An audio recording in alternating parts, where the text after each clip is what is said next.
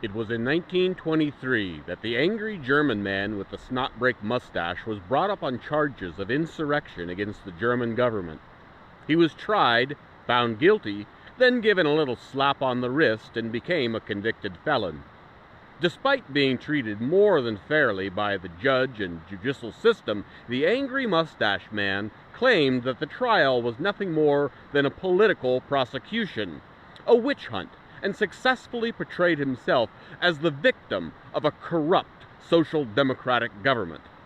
Angry Mustache Man was able to manipulate the public and positioned himself as the voice of the common man, holding frequent campaign rallies where he spoke out against the elitists and cultural degeneracy, branding the establishment as Marxists and communists, people who would take from the good, hard-working German people and give it to the lazy, to the foreigner, to the undeserving, and only he would be able to stop them and save the German people. Only he could make Germany great again.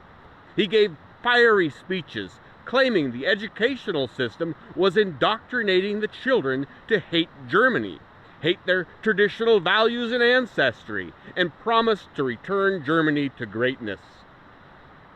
To rally the base, Mustache Man successfully targeted and blamed minorities for the nation's problems, exploiting already existing social divisions with a us versus them narrative.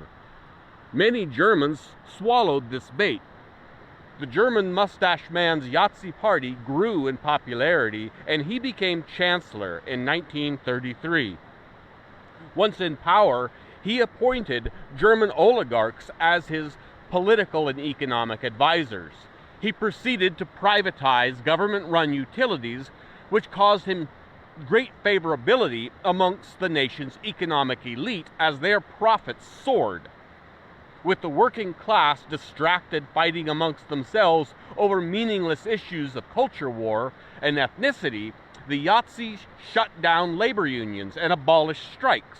Progressives and trade unionists were imprisoned and sent to concentration camps. Corporate skyrockets, however, profits skyrocketed to never-seen-before heights, while the working-class Germans were living paycheck to paycheck.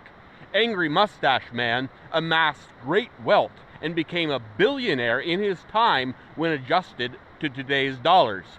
Rumors of dirty dealings, kickbacks, income tax evasion swirled around him and his associates at all time. But they kept those rumors at bay with a continued narrative of it's only a political prosecution. Nothing he was ever accused of was ever his fault or his doing. It was all evidence of a corrupt system trying to stop him from saving Germany. Multiple assassination attempts were also used to provide evidence that he was the chosen one to save Germany from an evil and corrupt system that the good, hard-working German people were languishing under.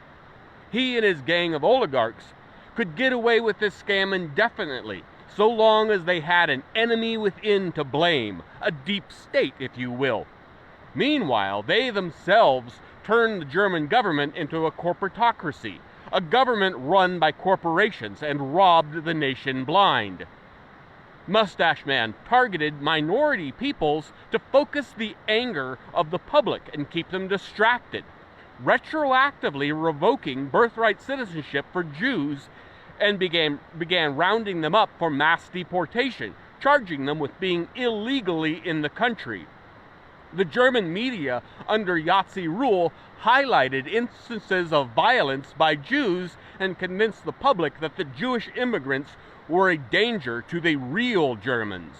Angry Mustache Man worked swiftly to dismantle democratic institutions and replace any people or mechanisms of government that could be used against him with sworn loyalists. All ranking department heads and military commanders were replaced with loyalists. These individuals often had no knowledge or experience with the position they now held, but that didn't matter. Only loyalty mattered. Loyalty wasn't just encouraged, it was demanded.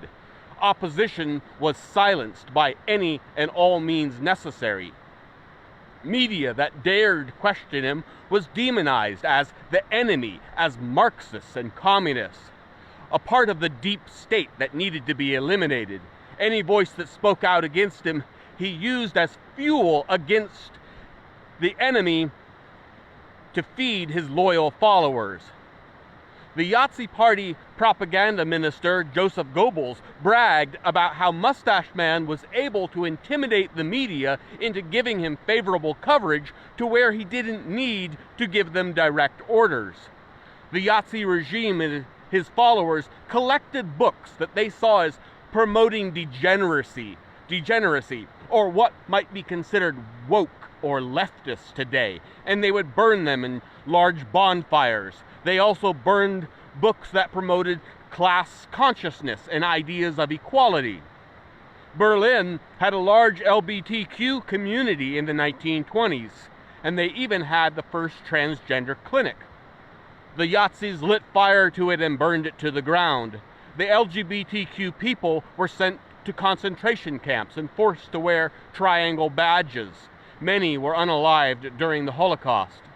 The Yahtzee Party proclaimed that masculinity was under attack and manhood itself was being destroyed by the rise of feminism.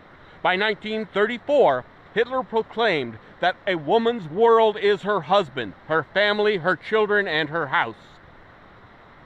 Progressive laws that had provided women with equal rights were repealed, and new laws were introduced to restrict women to the home and in their role of wives and mothers.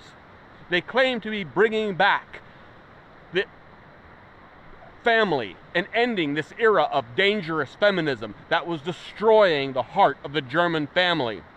Abortion had been legal under German law. However, the Yahtzee Party worked swiftly to replace those laws, and doctors who performed abortions could face the death penalty.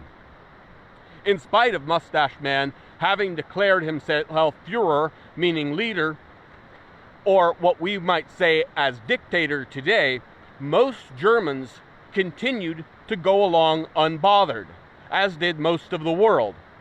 Perhaps if they had had a history of an evil right-wing authoritarian dictator to look back upon, to judge the events they were witnessing, they would have recognized the signs and made better decisions.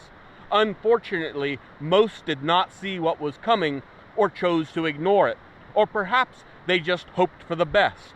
Whether by ignorance or by complicity, the failings of the German people resulted in the unaliving of nearly 100 million people around the world. May we never allow this to happen again.